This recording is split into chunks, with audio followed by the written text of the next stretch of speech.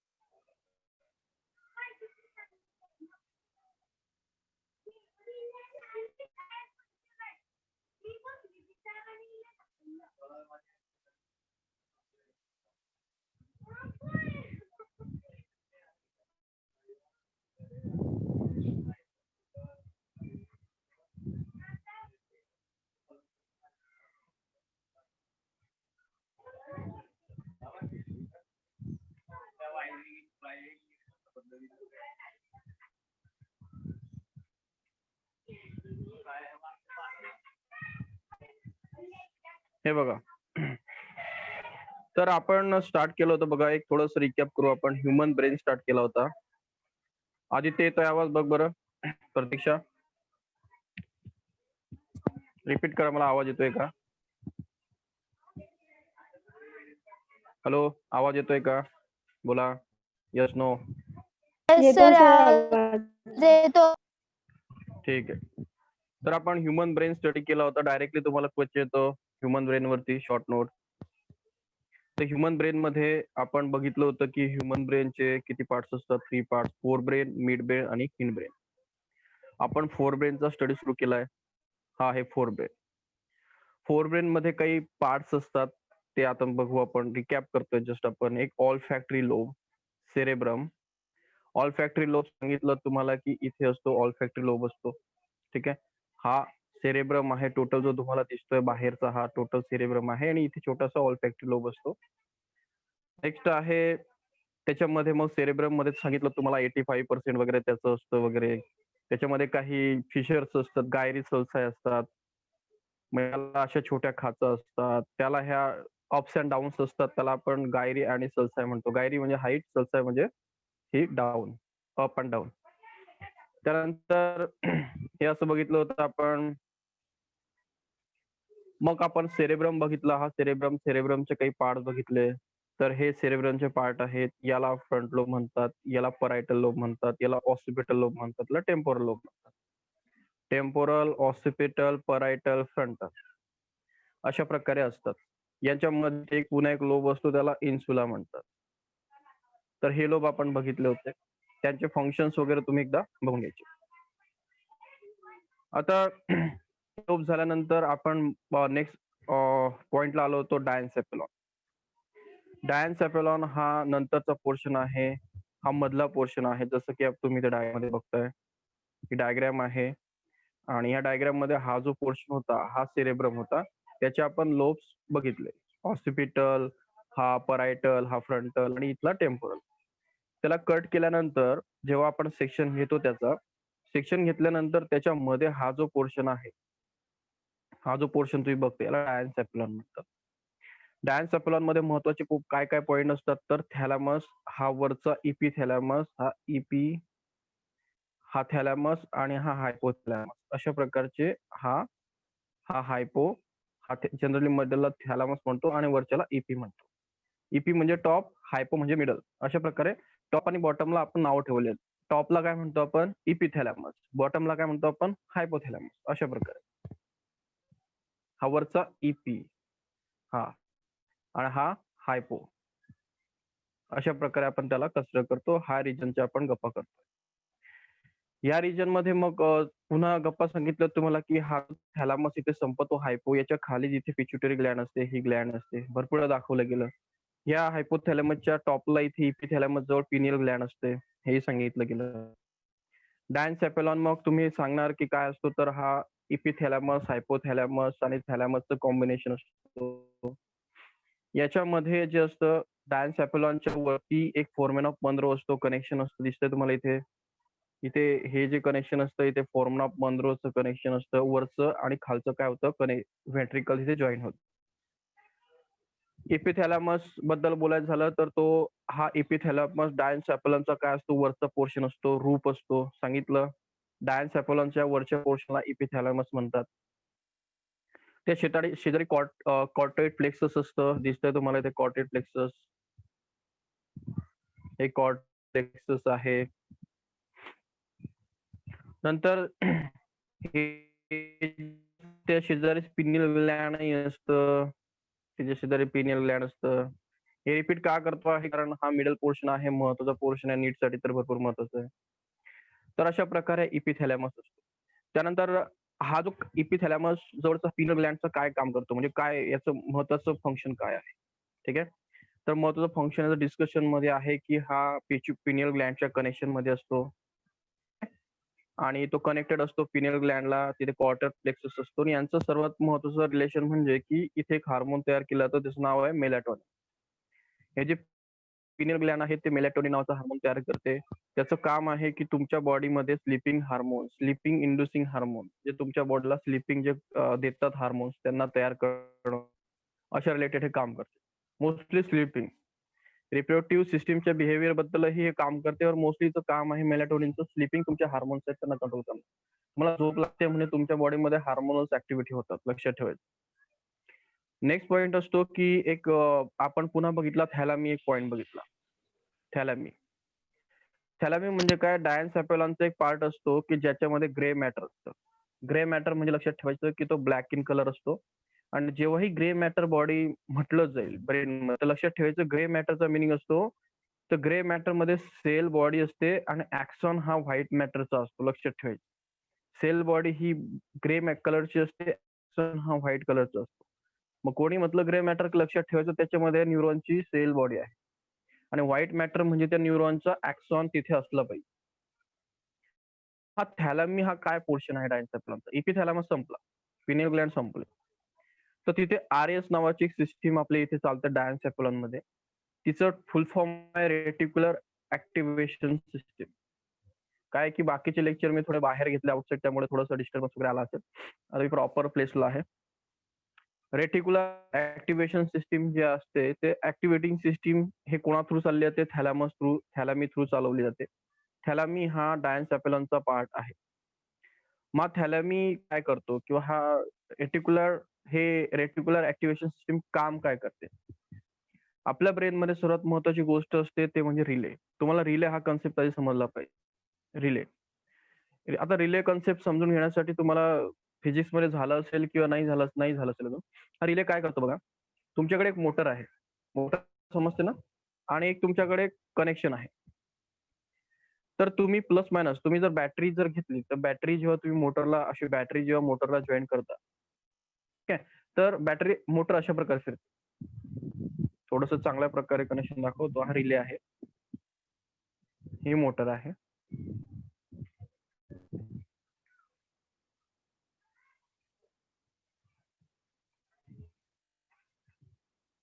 अशा प्रकारे.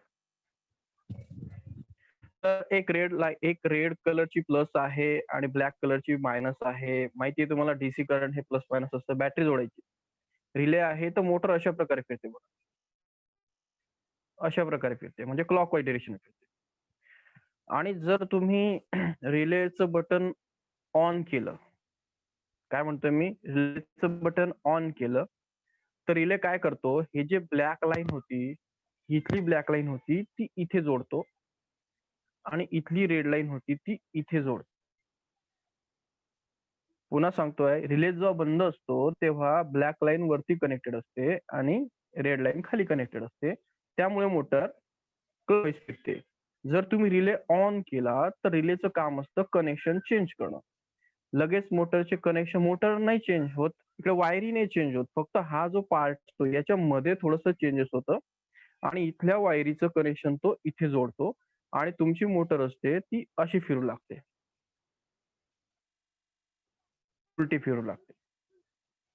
म्हणजे जी मोटर क्लॉकवाईज फिरत होती ती आता अँटी क्लॉकवाईज फिरते, उलटी फिरते आहे. फक्त मोटर चेंज झालेली नाही, वायरी कोणतेही चेंज झाले नाही, फक्त छोटासा पार्ट मिळतो. त्या पार्टला तुम्ही फक्त ऑन केलं, मोटर रिव्हर्स झाली. वायरी कुठेही चेंज झालेल्या नाहीत. मग असा एक पार्ट असतो बॉडीमध्ये म्हणजे इलेक्ट्रिकल सिस्टीम मध्ये रिले, की तो ह्या ज्या वायर्स असतो अशा, ह्या ज्या वायर्स आहेत त्यांना तुम्ही ऑन ऑफ ठेवलं तर तो ओके, तसं तसं कनेक्शन येतो. पण त्याला जर तुम्ही चुकून ऑन केलं तर तो इथलं कनेक्शन इथे जोडतो आणि इथलं कनेक्शन इथे जोडतो.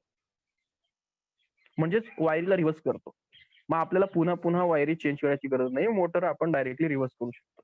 हे रोबोटिक्स मध्ये आपण जनरली असं रोबोट मध्ये युज करतो. किंवा तुम्ही मोटर जिथे बघतात ऑटोमेशन वगैरे बघतात, तर ते पुढे जर इंजिन मध्ये आला तर समजेल. मग रिलेचं काम काय असतं तर चेंज करणं डायरेक्शन, सिग्नल्सला इकडे तिकडे चेंज करणं. तर थॅलामी पोर्शन तसंच आहे. थॅलामी हा रिले सेंटर आहे बॉडीचा. जे सेन्सरी इम्पल्स येतात आईज कडनं, स्किन कडनं, बॉडीच्या कोणतेही कडनं, फक्त लक्षात ठेवायचं इथे कोणते सिग्नल्स ऑल्फॅक्टरी सिग्नल्स, आपला स्मेल जे असतं ते स्मेलचा सिग्नल सोडून बाकीचे सर्व सिग्नल्स या थॅलामी थ्रू, हा जो थॅलामी आहे कुठे गेला, अरे एक मिनिट कुठे गेला थॅलामी, हा, थॅलामी थ्रू फक्त ऑल्फॅक्टरी सिग्नल सोडून बाकीचे सर्व सिग्नल्स इकडे तिकडे काय केले जातात, सेरेब्रमला पार्ट, बॉडी म्हणजे ब्रेनच्या इकडच्या तिकडच्या पार्टला दिले जातात. कळालं? म्हणजे इकडचा सिग्नल इकडे, ऑल्फॅक्टरी इकडे, टेम्पोरल इकडे, फ्रंटलला वेगळा सिग्नल. पॉइंट करतोय का? रेटिक्युलर ऍक्टिव्हेशन सिस्टीम अशी एक सिस्टीम असते, रिले सिस्टीम मी, की तो सिग्नल आल्यानंतर तो इकडे पाठवतो, तो कुठेही पाठवतो ऍज पर दी पोझिशन. ठीक आहे? पॉइंट करतोय का? बोला, पॉइंट करतोय का आधी मला सांगा. हो सर, कळतोय.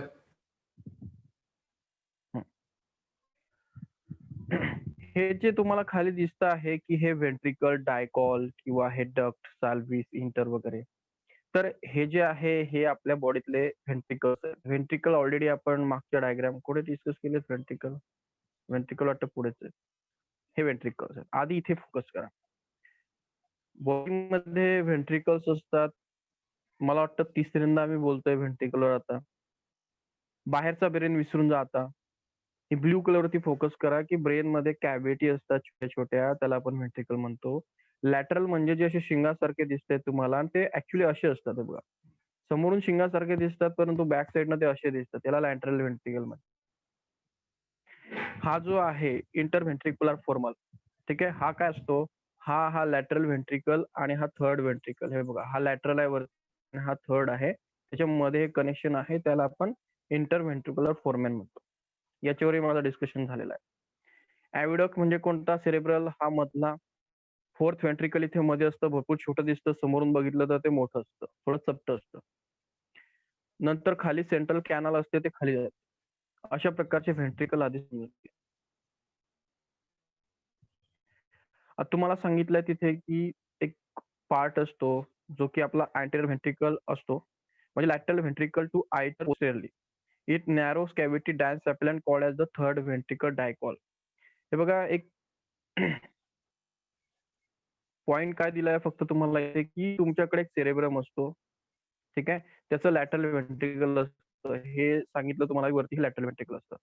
यातनं काय होतं, लॅटरल व्हेंट्रिकलनं व्हेंट्रिकल इंटू इंटर पोस्टेरियरली, म्हणजे बॅक साईडनं तो एका पोस्टेरियर आयटर मध्ये कनेक्ट करतो. आयटर म्हणजे काय, connection between third ventricle and middle ventricle. मध्ये डायकॉल असतो, म्हणजे हा थर्ड व्हेंट्रिकल आणि हा व्हेंट्रिकल याच्यामध्ये हे आयटर आपण कन्सिडर करतो की ते त्याला काय करतं, कनेक्शन देतं. त्यानंतर मग लॅटरल व्हेंट्रिकल फोरमेन ऑफ पंधरा मधनं कनेक्ट करतं आणि हे जे व्हेंट्रिकल आहे फोर्थ व्हेंट्रिकल इथं खाली असतं. नाही समजत आहे?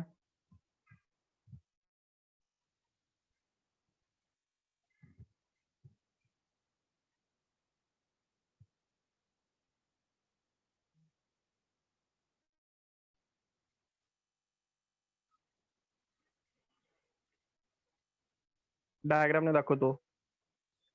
आवाज येतोय का मला ते सांगा. मला वाटतं काल इथेच थांबलो होतो. ठीक आहे.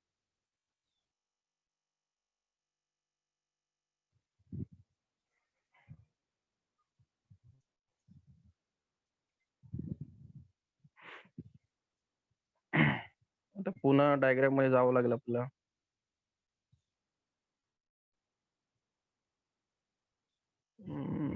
कोणती डायग्राम दाखवू तुम्हाला आता?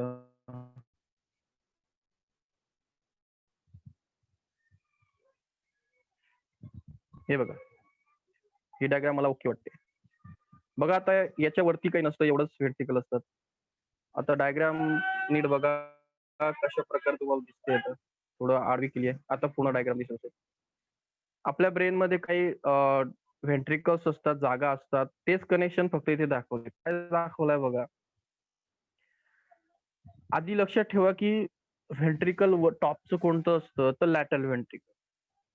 आधी लक्षात ठेवा लॅटरल व्हेंट्रिकल काय, तर हे जे वरती एक जागा दिसते तुम्हाला वरती अशा प्रकारची, याला लॅटरल व्हेंट्रिकल म्हणतात. हे मोठी स्पेस.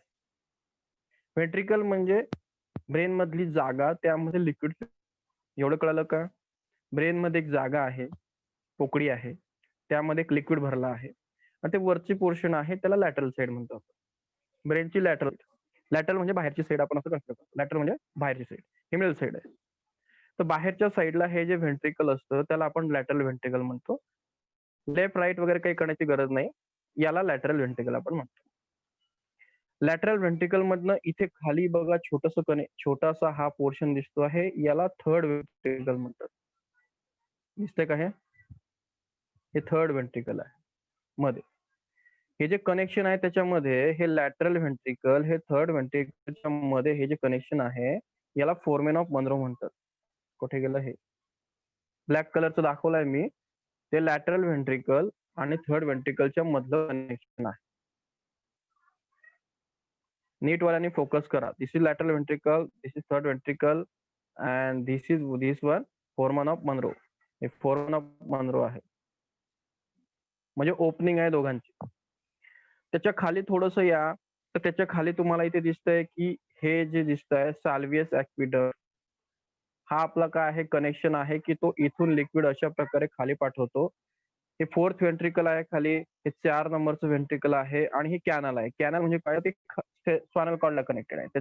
त्याला आपण व्हेंट्रिकल म्हणून कन्सिडर करत नाही. मग फोर्थ व्हेंट्रिकल, हे तुमचं लॅटरल व्हेंट्रिकल, हे तुमचं थर्ड व्हेंट्रिकल, हे फोरमेन ऑफ मनरो. आणि मग तुमचा राहिला प्रश्न की आयटर कुठे असतं, तर हे सॅल्वियस ॲव्हिडक्टला आपण जनरली आयटर म्हणतो. हे कनेक्शन दाखवतं, ह्या थर्ड आणि फोर्थ मधलं कनेक्शन फोरमेन ऑफ मनरो. ठीक आहे. हा काय असतो, आयटर असतो.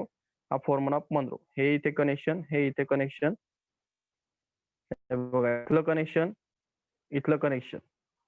दिस is Sylvius aqueduct, this is foramen of Monro, lateral ventricle, third ventricle, fourth ventricle आणि हे स्पायनल कॉर्डचं कनेक्शन. साल्वियसला आपण म्हणतो आयटर. अशा प्रकारचं कनेक्शन आहे. बस एवढंच कनेक्शन तुम्हाला शिकायचं की लॅटरल व्हेंट्रिकलचं कनेक्शन येतं थर्ड व्हेंट्रिकल मध्ये, त्याच्यामध्ये एक ओपनिंग असते, त्याला फोरमेन ऑफ मनरो म्हणतात. फोरमेन ऑफ मनरो मधनं थर्ड व्हेंट्रिकल मध्ये कनेक्शन येतं. थर्ड व्हेंट्रिकल मधून साल्वियस मध्ये कनेक्शन येतं, त्याला आपण आयटरी म्हणतो. त्यातनं खाली जातं ते फोर्थ व्हेंट्रिकल मध्ये, फोर्थ व्हेंट्रिकल मध्ये ते खाली जातं स्पायनल कॉर्ड मध्ये. स्पायनल कॉर्ड मध्ये जाण्यासाठी त्याला एक छोटंसं कॅनल असतं, त्याला म्हणतो आपण सेंट्रल कॅनल. चला प्रश्न विचारा आधी, मला इथे काही प्रश्न असेल तर. हेच महत्वाचं आहे इथे. नीटवाले बोला, कोण आहे नीटवाला? माधवी आहे का? सर हे प्रश्न आहे का व्हेंट्रिकल मध्ये? नाही सर, समजलं. व्हेंट्रिकल्स महत्वाचे आहेत. ऍक्च्युली माझे 2-4 लेक्चर बाहेर झालेत, शेतांमध्ये झालेत. आता ऍक्च्युली मी इथे प्रॉपर पोस्ट वरती घेतोय, तर तिथे की कनेक्शन एरर आले असतील तर इथे नीट समजून घ्या काय प्रॉब्लेम आहे. तर व्हेंट्रिकल्सला मी थांबलो होतो आता. तिथे थांबलो होतो ना? एक्झॅक्ट मी इथेच थांबलो असेल. कारण मुलांना ते समजत नाही. नीटवाल्यांना स्पेशली 12th वाल्यांना मॅथ वाल्यांना काही समजून घेण्याची गरज नाही. त्यांना काही एवढं डेप्थ विचारलंच जात नाही. नीट वाल्यांनी प्रतीक्षा वगैरे तुम्ही लक्ष ठेवा की हे व्हेंट्रिकल्स काय असतात. ठीक आहे. बाकीच्यांनी जस्ट एक ऐकायचं म्हणून ऐका. मॅथ वाल्यांनी डोकं चालवण्याची काही गरज नाही. तुम्हाला एवढं विचारलं जातं. चला हायपोथॅलॅमस मध्ये येऊ. हायपोथॅलॅमस माझ्या माहितीप्रमाणे ब्रेन मधला सर्वात महत्वाचा पोर्शन. हायपोथॅलॅमस हा जो असतो हा डायन्सेफॅलॉन आहे आपला आधी सांगितला डायन्सेफॅलॉन आहे. तर त्याचा टॉप पोर्शन इपिथॅलॅमस असतो आणि बॉटम पोर्शन हायपो असतो. माझ्या माहितीप्रमाणे नीटला क्वेश्चन आलेला आहे, बघून घ्या, चेक करून घ्या. म्हणजे काय असा डायरेक्ट प्रश्न विचारलाय. इपिथॅलॅमस हा मिडल थॅलॅमस म्हणतो आपण ना, खालचा हायपोथॅलॅमस म्हणतो. तर डायन्सेफॅलॉनचा फ्लोअर म्हणजे बॉटम हा हायपोथॅलॅमस असतो. हायपोथॅलॅमसला ब्लड व्हेसलचा रिसप्लाय असतो. असणारच आहे. तो काय काम करतो त्याच्यावरती ठरतं. तो फीडबॅक मेकॅनिझम मेंटेन करतो. मी मागच्या लेक्चरला सांगण्याचा प्रयत्न केला, मला माहित नाही किती समजलं तर. फीडबॅक मेकॅनिझम पुन्हा सांगतो. फीडबॅक मेकॅनिझम काय असतं की सिंपल आहे. तुमची बॉडी आहे. बॉडीला आता तुम्ही अशा ठिकाणी गेलात की त्याला तुम्ही ते सोनोमीटर वगैरे सोनो हीटर माहिती का तुम्हाला असतात, रूम हीटर असतात. तिथे तुम्ही जाणार तर तिथे टेम्परेचर असतं ते आपल्या बॉडीपेक्षा 45 डिग्री सेल्सिअस वगैरे मेंटेन केलेलं. मग तुम्ही जेव्हा त्या अशा रूम मध्ये एंटर करणार तेव्हा तुमच्या बॉडीचं टेम्परेचर 36 डिग्री सेल्सिअस. तुम्ही 46 डिग्री सेल्सिअस मध्ये जेव्हा एंटर करणार तर तुमच्या बॉडीचं टेम्परेचर किती डिग्रीने वाढून गेलेलं आहे? हे 4 आणि ते 5 9 डिग्रीने वाढलं. तुमच्या बॉडीचं टेम्परेचर 9 डिग्रीने वाढलं कारण तुम्ही 45 डिग्री सेल्सिअस मध्ये बसलात तर तुमची बॉडी तिथे काम करू शकत नाही. हे आपलं हायर टेम्परेचर आहे. आपल्या बॉडीला 36 मेंटेन करायचं. मग तुमच्या बॉडीमध्ये काय होतं की तुमची बॉडी आहे, तुमचं टेम्परेचर 46 वाढतं आहे. तर तुमच्या बॉडीमध्ये हा जो ब्रेन आहे, हा ब्रेन काय करतो की तुमच्या बॉडी हे सिग्नल रिसीव्ह करतो स्किन कडनं की आपलं टेम्परेचर वाढतंय. बघा इथे ही बॉडी आहे. बॉडीकडनं ब्रेनला सिग्नल जातो की टेम्परेचर हे 45 झालंय आपल्या बॉडीचं. मग ब्रेन काय करतो, ब्रेनचा कोणता पार्ट काम करतो? टेम्परेचर. हा काय पाठवतो ब्रेनला, बॉडीला कोणत्या स्किनला पाठवतो की जिथे त्या स्वेट ग्लॅन्ड आहेत आपल्या, त्या स्वेट ग्लॅन्ड मधनं तुम्हाला स्वेट येतो, घाम येतो आणि त्या घामामुळे तुमचं टेम्परेचर 36 केलं जातं. तुम्हाला भरपूर घाम येतो. जेवढं टेम्परेचर वाढेल तेवढं जास्त घाम येईल. का? कारण तुमचं टेम्परेचर त्या घामाने कमी व्हावं. याला म्हणतात फीडबॅक. तुमची स्किन आताही चेक करते की तुमचं टेम्परेचर 36च आहे का. कमी झालं तर त्याच्यावरती ते काम करते, जास्त झालं त्याच्यावरती काम करते. समजा जर टेम्परेचर कमी झालं तुमची बॉडी काय करते माहितीये का? काय करते सांगा बरं? हे बघा, बॉडी जी आहे टेम्परेचर वाढलं तर तुम्हाला स्वेट येतं. टेम्परेचर कमी झालं तर काय करते बॉडी? तुम्ही एकदम थंड ठिकाणी गेला, तुमची बॉडी काय करते?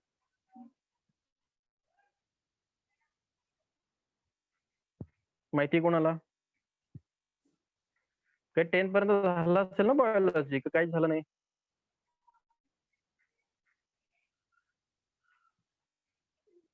टेन पर्यंत झालं नाही तुम्हाला स्किन कसं काम करतं, स्किनचे फंक्शन्स काय, कसं काय?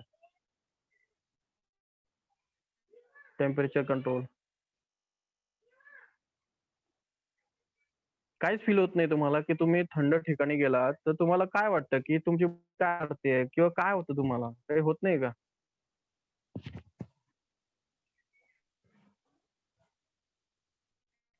आवाज येतोय का माझा? हॅलो, आवाज येतोय का राज? आदित्य? अरे आवाज, रिॲक्शन सांगा, ऐकू येते का तुम्हाला? Hello,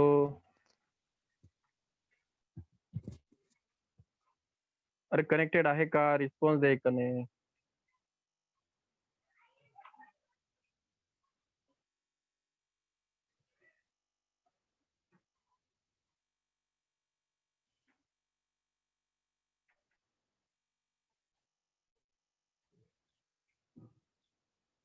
yes sir.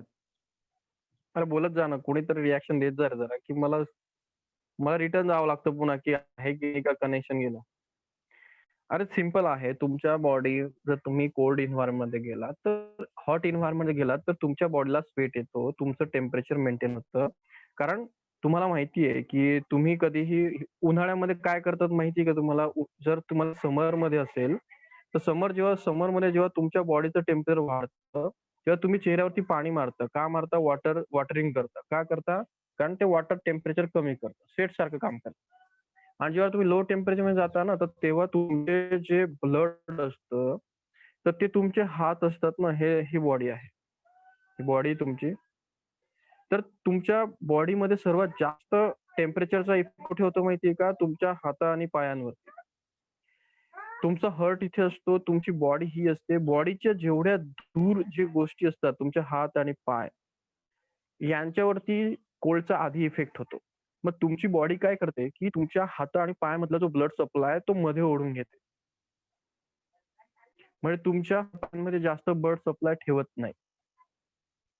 तुम्ही कधी कोल्डमध्ये जा आणि तुम्ही बर्फाला एकदा आणि चेक करा, की तुमच्या हातामध्ये किती ब्लड आहे. तुमच्या हातातनं व्हाईट होऊन जातो तुमचा हात एकदम. एकदम व्हाईट कलर होऊन जातो. का? तुमची बॉडी काय करते, तुमच्या पूर्ण हात घेते. म्हणजे बॉडीला म्हणायचं असतं, की त्या बर्फामुळे आपलं टेम्परेचर लॉस होतंय. त्यामुळे त्या ब्लडचा सप्लाय तिथून काटण्याचा प्रयत्न करते, कमी करते. म्हणून कधी तुम्ही बघितलं असेल, की कोल्डमध्ये एकदम गेला तुमचे तर हातपाय वगैरे सुन्न होतात. आधी हात आणि पाय सुन्न होतात. त्यांच्यावरती पहिला इफेक्ट होतो. कारण ते बॉडीच्या बाहेर आहे. बॉडी ऑलरेडी मग ती काम करत नाही तर बॉडी अजून काय करते त्यांच्यातनं ब्लड मध्ये ताणून घेते. की ते ब्लड थंड व्हायला नको. किंवा तुम्हाला आगाला काटे येतात. हे जे कनेक्शन्स असतं म्हणजे हे हेअर्स असतात, हे तुमचं टेम्परेचर मेंटेन करतात. तुमच्या बॉडीतलं पूर्ण ब्लड सप्लाय मध्ये ताणला जातो. तुमच्या ज्या आर्टरीज असतात त्या अशा असतात नॉर्मलला आणि जेव्हा तुमचं टेम्परेचर जेव्हा कमी होतं ना एकदम बॉडीचं, तेव्हा ते असे होऊन जातात. त्यांची साईज छोटी होऊन जाते. त्यांना कॉन्ट्रॅक्ट केलं जातं. का तर तुम्ही जेवढा बारीक राहाल, तेवढा हातामध्ये ब्लड कमी जाईल. म्हणजे हातातल्या पूर्ण आर्टरी कॉन्ट्रॅक्ट केला जातो. ठीक आहे? तुमचा हात सुन्न होऊन जातो. तर सिंपल लक्षात ठेवा, की बॉडी याला फीडबॅक म्हणतात. म्हणजे कसं, की बाहेर काय आहे हे स्किन चेक करत असते आणि ब्रेन ते कंटिन्युअसली मॉनिटर करत असतो. मग ब्रेनला असं वाटलं, बाहेर कोल्ड झालं एकदम, की तुमचा ब्लड सप्लाय हातापायांमधनं कट करण्याचा प्रयत्न केला जातो. असं झालं, की टेम्परेचर वाढलं, तुम्हाला स्वेट आणण्याचा प्रयत्न केला जातो. हे नॅचरल प्रोसेस आहे. याला फीडबॅक म्हणतात. आपली बॉडी बाहेरच्या वातावरणानुसार स्वतःला ॲडजस्ट करत असते. म्हणजे आपल्या बॉडीसारखं ऑटोमेटिक सिस्टम अजून तरी डिझाइन झालेलं नाही. हे रोबोट्स वगैरे म्हणतात, ते आर्टिफिशियल इंटेलिजन्स म्हणतात. ते आर्टिफिशियल इंटेलिजन्स आपल्यापेक्षा 0.2% ही नाही. काय म्हणतोय मी?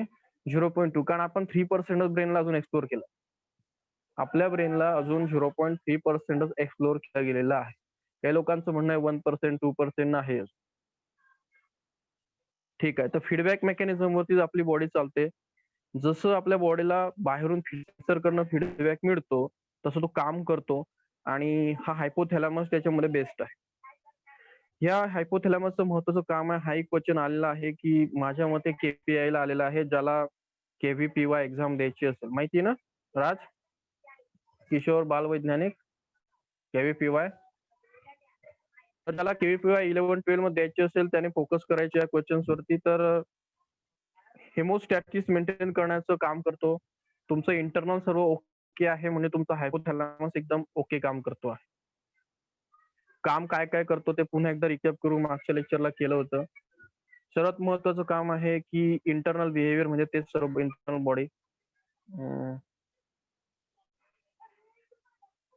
हा hypothalamus also contain hypothalamic nuclei in white matter with neurosecretory cells. लक्षात ठेवायचं याच्यामध्ये न्यूरोसिक्रेटरी सेल्स असतात. हे बघा, न्यूरो म्हणजे लक्षात ठेवायचं, न्यूरो म्हणजे नॉन, सिक्रेटरी म्हणजे ज्या काहीतरी पाठवतात. ब्रेनच्या सेल असतात. ब्रेन तुम्ही कधी ऐकलं का की न्यूरॉन्स काहीतरी सिक्रेट करतो, ग्लॅन्ड सिक्रेट करते. लक्षात ठेवायचं, ग्लॅन्ड असते. ग्लॅन्ड जसं थायरॉइड ग्लॅन्ड किंवा पिच्युटरी ग्लॅन्ड, त्या ग्लॅन्ड मध्ये सेल्स असतात आणि त्या सेल काहीतरी क्रिएट करतात, त्याला आपण हार्मोन म्हणतो. पुन्हा सांगतो, ग्लँड्स या डिझाईन केलेले असतात आपल्या बॉडीमध्ये काहीतरी लिक्विड तयार करण्यासाठी. हायपोथॅलॅमस हा असा पोर्शन आहे की हा ब्रेनचा पोर्शन आहे. त्यातल्या सेल ह्या न्यूरॉन आहे आणि ह्या न्यूरॉन काहीतरी सिक्रेट करतात. ग्लँड सारखं करतात. त्याला न्यूरो सिक्रेटरी सेल्स म्हणतो आपण. हायपोथॅलॅमसचं स्पेसिफिक एक फंक्शन आहे की न्यूरॉनच्या सेल्स काहीतरी तयार करतात. ग्लँड सारखं काम करतात. ठीक आहे. ऍक्च्युली ते ग्लँड नाहीये. हायपोथॅलॅमस हा ब्रेनचा पार्ट आहे. पिट्युटरी ग्लँडला कनेक्टेड असतो. तर काही न्यूरॉन्स हे काही बनवतात आणि हार्मोन्स लक्षात ठेवायचे. ऑक्सिटोसिन, व्हॅसोप्रेसिन. ठीक आहे. व्हॅसोप्रेसिन, ऑक्सिटोसिन जेव्हा कोऑर्डिनेशन आपण बघूच.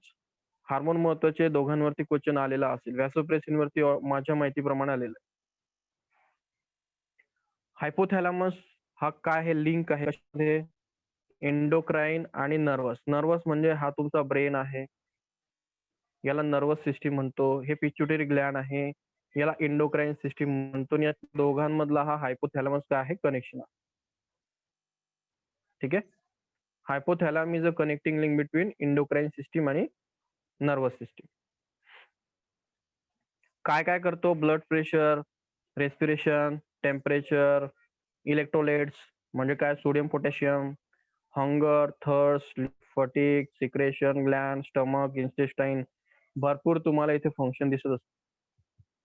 फंक्शन एकदा वाचून घ्या. हायपोथॅलॅमस काही असा मोठा ब्रेनचा पोर्शन नाहीये, पण महत्वाचा पोर्शन आहे की तो इनर ब्रेन मध्ये असतो. आणि तुमच्या मेजर ज्याही बॉडीच्या बॅलन्स करणाऱ्या प्रोसेस आहेत. मी काय म्हणतो, बॅलन्स म्हणजे इंटरनल गोष्टी. स्टमक, इंटेस्टाईन, भूक, तहान, टेम्परेचर, पाणी, सर्व हा मेंटेन करतो. नेक्स्ट आहे, तो एवढं काम नाही करत. तो पुन्हा तो काय करतो, पिट्युटरी ग्लँडलाही कंट्रोल करतो. पिट्युटरी ग्लँडला स्टिम्युलेट करतो आणि न्यूरो हार्मोन तयार करतो. त्याच्या सेल्स या न्यूरॉन एक हार्मोन तयार करतात. पुन्हा सांगतोय मी, न्यूरो हार्मोन. त्याच्या स्वतःच्या न्यूरॉन्स काहीतरी हार्मोन तयार करतात आणि त्या पिट्युटरी ग्लँडला स्टिम्युलेट करतात आणि कामाला लावतात.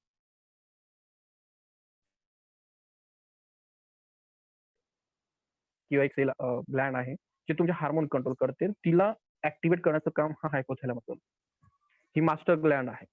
ठीक आहे. जसं की आता मोदी आहे, सिंपल आहे. आता मोदी काय करणार, तर तुमचं डिपार्टमेंट असते, जसं की एज्युकेशन डिपार्टमेंट आहे. एज्युकेशन डिपार्टमेंटचा जो हेड असतो तुमचा सुप्रीम हेड असतो. त्याला डायरेक्टर ऑफ टेक्निकल एज्युकेशन आपण म्हणतो. तो तुमचं सर्व ठरवतो, म्हणजे जसं की तुमचं सिलेबस, तुमचं ऍडमिशन, तुमचं सर्व.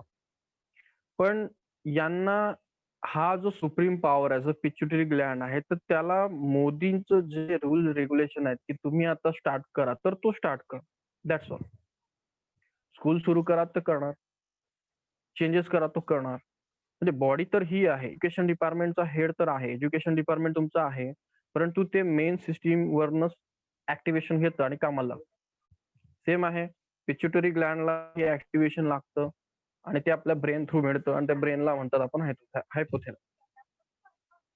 मला वाटतं इथे काही प्रश्न नाही आहे का, काही बोला. नाही सर.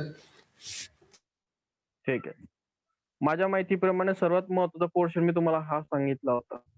लेक्चर ऍक्च्युली खरं म्हणजे चालताच घेतले मी तुमचे 2-4 लेक्चर. त्याच्यामुळे मला असं म्हणजे असा प्रश्न होता मागच्या काही 2-4 लेक्चरला की मला कधी दिसायचे ते लाईट पडतो फार्म मध्ये, माहिती आहे तुम्हाला, कधी दिसत नाही. लिम्बिक सिस्टीम माझ्या माहितीप्रमाणे भरपूर महत्वाचा पोर्शन आहे. लिम्बिक सिस्टीम हा जो पोर्शन आहे तो हायपोथॅलॅमसचा एक एरिया, त्याला म्हणतात ॲम्यगडाला. वाचून काय, ॲम्यगडाला. तर हा जो पोर्शन आहे हा थोडासा इपिथॅलॅमस आणि थॅलॅमस म्हणजे सर्वांचाच डायन्सेफॅलॉनचा एक पार्ट आहे. ॲम्यगडाला, थॅलॅमस आणि हायपोथॅलॅमस याला वाचून घ्या. ठीक आहे. त्या सर्वांचा मिळून बघतो. आता हिपोकॅम्पस अँड अदर एरिया, तर तुम्हाला डायग्राम मध्ये दाखवण्याचा प्रयत्न करतो मी की तिथे जर चांगला प्रॉपर डायग्राम असेल तर बघू आपण.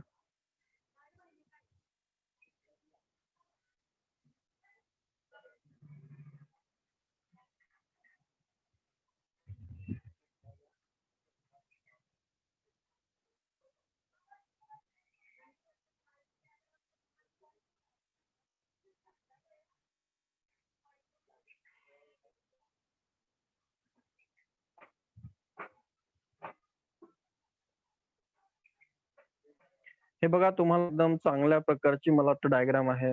मस्त डायग्राम आहे. दिसायला तर चांगलीच आहे. चला फोकस करा.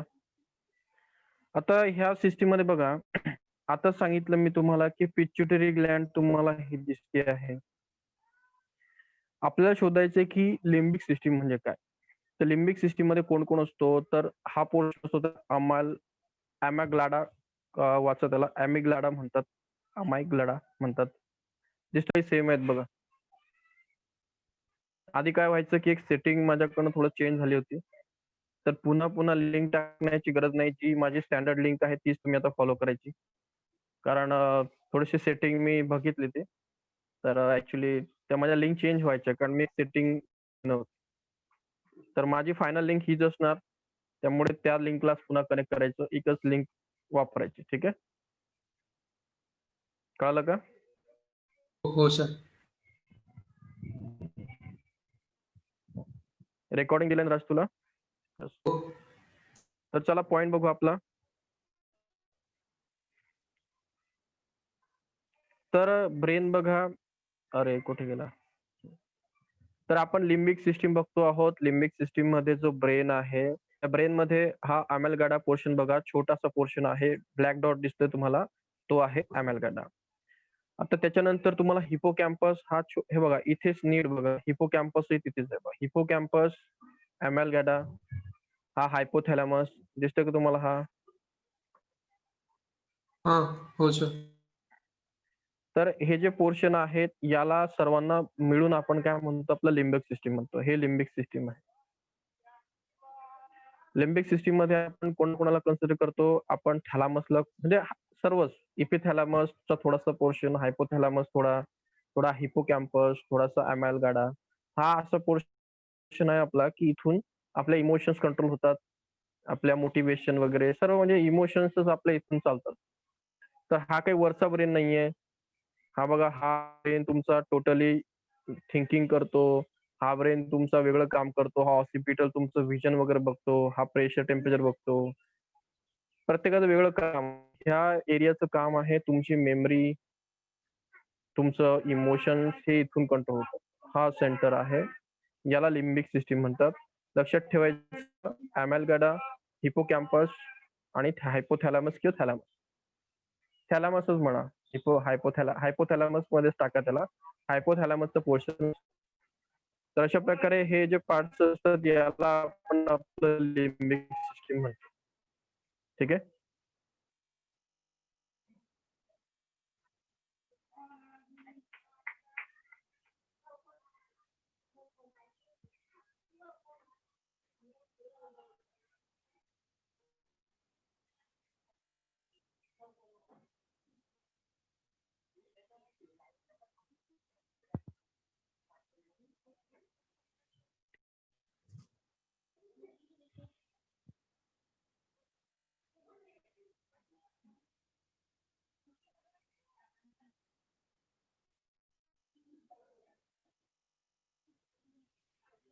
नेक्स्ट पॉइंट बघा.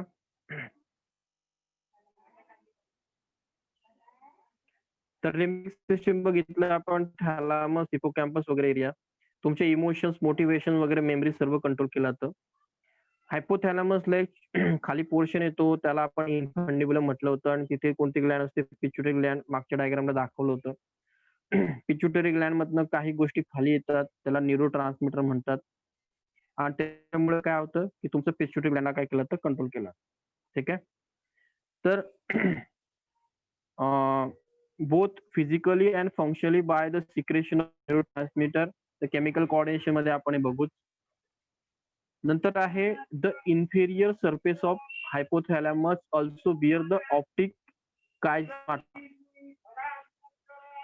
आता हे ऑप्टिक कायझमा काय असतं? Crossing of two optic nerves and a pair of mammillary bodies.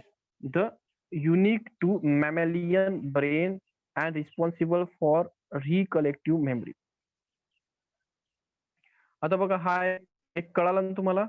मागच्या वेळेस सांगितलं होतं की हा हायपोथॅलॅमस आहे आणि पिट्युटरी ग्लॅंड आहे. ह्या हायपोथॅलॅमस मधनं असं कनेक्शन असतं आणि हे पिट्युटरी ग्लॅंड असतं. आठवा. हा एक फर्स्ट लोब असतो पिट्युटरी ग्लॅन्डचा, हा सेकंड लोब असतो पिट्युटरी ग्लॅन्डचा, याला इन्फंडिबुलम म्हणतात आणि हा हायपोथॅलॅमस असतो. हा पहिला पोर्शन. दुसरा आहे तो म्हणजे हा ऑप्टिक काइझमाटा.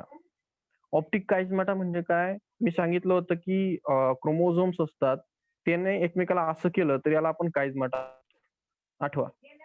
हा एक असा असतो आणि एक असा असतो. मी सांगितलं होतं याला काइझमाटा म्हणतात. जेव्हा 2 क्रोमोझोम्स एकमेकाला क्रॉसिंग ओव्हर करतात तर तो पॉइंट असतो काइझमाटा. म्हणजे जनरली सायन्समध्ये आपण ह्या अशा पॉइंटला काइझमाटा म्हणतो.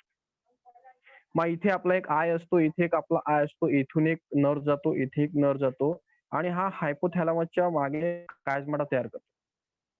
बघू आपण.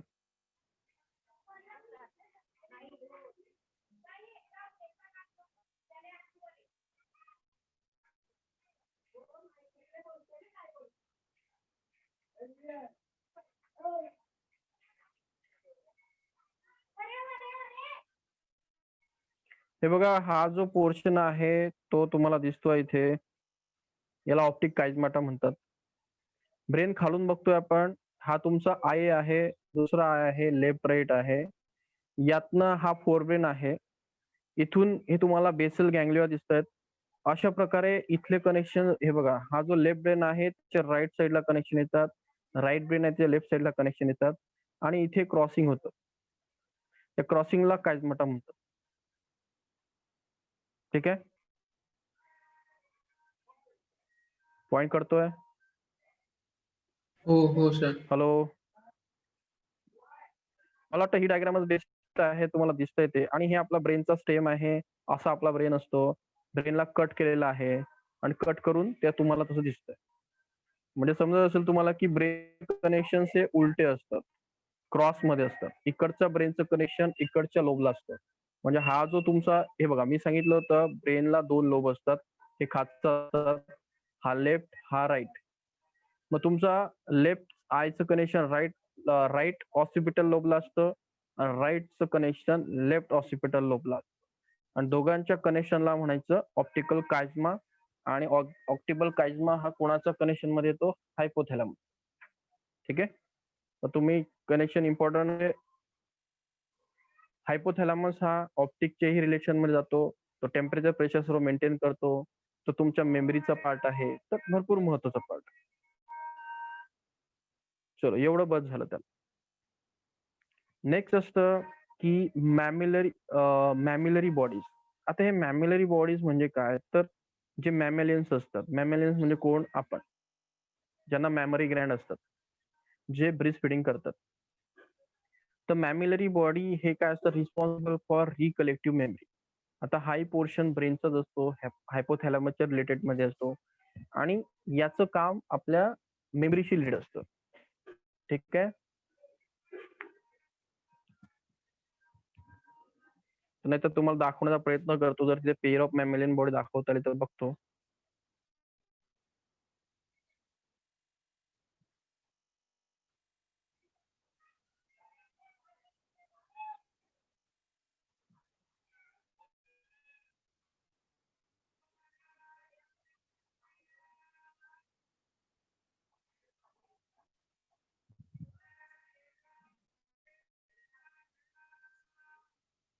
हे बघा,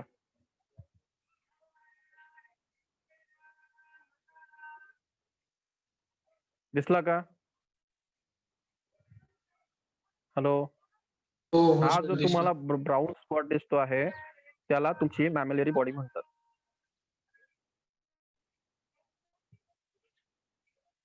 ब्रेन मध्ये बघा छोटासा पोर्शन असतो, हा इथे बघा.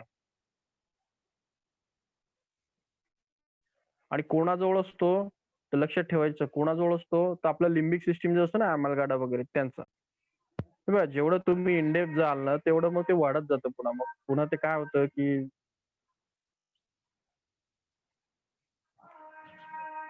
ते असं होऊन जाईल मग की आपण म्हणजे आपण ते ब्रेन अॅनाटॉमीच बघू लागलो असं होऊन जाईल. जास्तच बायोलॉजी होऊन जाईल. तर ते ठीक आहे, आता ते थोडं डोक्याच्या वरती जाऊ नये तुमच्या. नाही तर ब्रेन अॅनाटॉमी शिकणं हे शिकणं काय सारखंच झालं ना.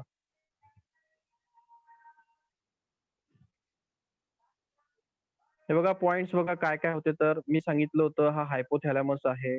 हा हायपोथॅलॅमसचा पोर्शन तुम्ही बघता आहेत. त्याचा हा इन्फंडिबुलम आहे आणि हे पिच्युटरी ग्लॅन्ड आहे. पिच्युटरी ग्लॅन्डला इन्फंडिबुलम थ्रू काय असतो, हायपोथॅलॅमस कनेक्टेड असतो. हा पहिला प्रोसेस. हा काइजमाटा दिसतोय तुम्हाला, हा काइजमाटा दिसतोय, हाही हायपोथॅलॅमसच्या पोर्शन मध्ये येतो. ठीक आहे. त्यानंतर अजून तुम्हाला कशाबद्दल मॅम्युलरी बॉडी सांगितलं, हा मॅम्युलरी बॉडी आहे, हाही हायपोथॅलॅमसचं कनेक्शन मधला पोर्शन आहे. आणि बस झालं तुमचं, जास्त मग तुमच्या डोक्याचे ते अजून मग ते हे लिम्बिक सिस्टम पोर्शन येतो आपला. तर तुम्हाला लक्षात ठेवायचं मॅम्युलरी बॉडी, मेमरी लक्षात ठेवायचं, पिच्युटरी ग्लॅन्ड, हा कनेक्शन इन्फंडिबुलम, हा काइजमाटा, बस झालं. ठीक आहे. हा आपला वेंट्रिकल आहे, याला थर्ड वेंट्रिकल म्हणतात. ते जास्त डोक्याच्या वरती. तर मॅमेलियन बॉडी कशासाठी काम करते, तर मेमरीसाठी काम करते. दॅट्स. तर याला म्हणतात तुमचा हायपोथॅलॅमस. समजलं असेल हायपोथॅलॅमस काय इम्पॉर्टंट आहे, किती इम्पॉर्टंट आहे. तर थोडस आपलं वेळ जास्तच जातोय वाटतं. ठीक आहे. पुढचे पोर्शन तेवढे नाही महत्वाचे. माधवी, याच्यातलं सर्व सिलेबस आहे का आपल्याला? हॅलो माधवी, राज. हा सर, बघतो सर. तर ते इयर आणि ते नाही आहे वाटतं. कोणता? इयर आईज ते. हे का? हा, ते एकदा नाहीये बघून घ्या ना, वाटतं. म्हणजे मला वाटतं की कसं आहे, तुमचं सिलेबस रिडक्शन आपल्या पेपर मध्ये बघावं लागेल ना काय आहे तर. हा. एकदा कन्फर्म करा, आपल्याला कोर्ट पर्यंत जायचंय, म्हणजे त्याचे काय नाही तर मग माझं स्पीड कमी जास्त होतं ना. हे बघा, हे गुगलचा यूज केल्यामुळे काय होतं तुम्हाला, हे बघा तुमच्या बुक मध्ये मी इथे किती डायग्राम दाखवले, तुम्हाला एक तरी डायग्राम आहे का? नाही. ते तुम्हाला वेळ जातो ना तेवढा. बायोलॉजी भरपूर स्लो होऊन जातं आपलं. तुम्ही नीट बघितलं असेल की किती स्लो होतं ते. सर केमिस्ट्री किती फास्ट. Sir, hello sir. हा बोल. 9.15 नाहीये सर हा. आता, फक्त टाइप ऑफ रिफ्लेक्स ऍक्शन्स.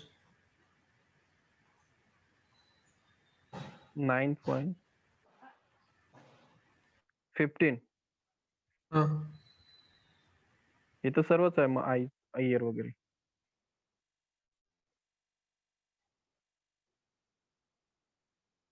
कुठे 9.15?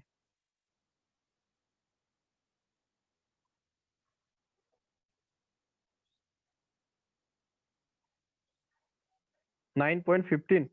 सर 9.15. 9.8च आहे बघ इथे. 9.9. नाही सर, सगळं आहे समोरचं आता. ते चार्ट होतं सर, चार्ट 9.15 होतं. चार्ट 9.15. कुठे चार्ट 9.15? सर 9.6 रिफ्लेक्स ऍक्शन आणि 9.7 रिसेप्टर्स दोघं नाहीये, पण ते झालं. काय हे का? नाही तर 9.6 आणि 9.7 नाही. हे रिफ्लेक्स ऍक्शन. हा 9.15 हे का? 9.15 ठीक आहे. 9.15 म्हणजे रिफ्लेक्स ऍक्शन. ओके. हा पोर्शन नाहीये आणि अजून 9.16 का? नाही, 9.6 आणि 9.7 तो पार्ट आहे. हा चार्ट होता, ते चार्ट नाही, ते पूर्ण 9.6 नाहीये. 9.6 नाहीये. 9.6 म्हणजे आपला कोणता पोर्शन रिफ्लेक्स आहे? ऍक्शनच, रिफ्लेक्स ऍक्शनच आहे. हा ना, बघू द्या ना मला.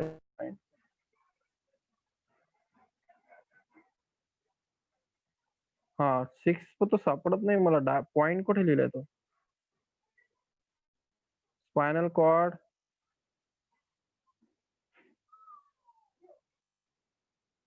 कुठे 9.6? बघ बरं इथे पेजवर. हे बघ आपण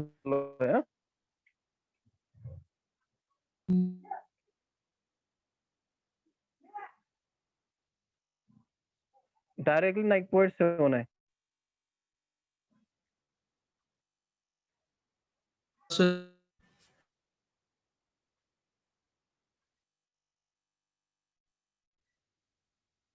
हा कळलं मला. 9.6 नाहीये, अजून कोणता आहे? 9.7 नाही नाही का? अजून. 9.7. एक मिनिट. 9.7 म्हणजे हा, मग याचा अर्थ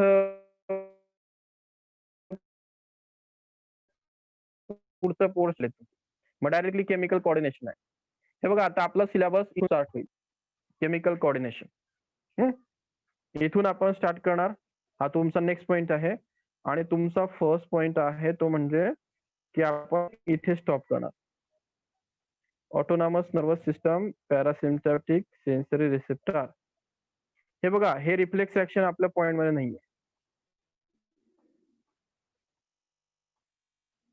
हा पोर्शन नाहीये.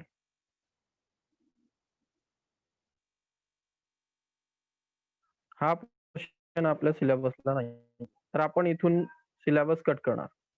इथून कट करणार. हा कट आहे.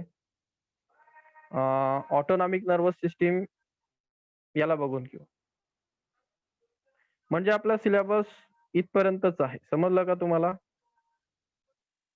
आपल्याला ह्या पॉइंट मधले फक्त 3 पॉइंट कंप्लीट करायचे. आपण इथे आहोत. तर ठीक आहे, आपला सिलेबस बरोबर चाललाय.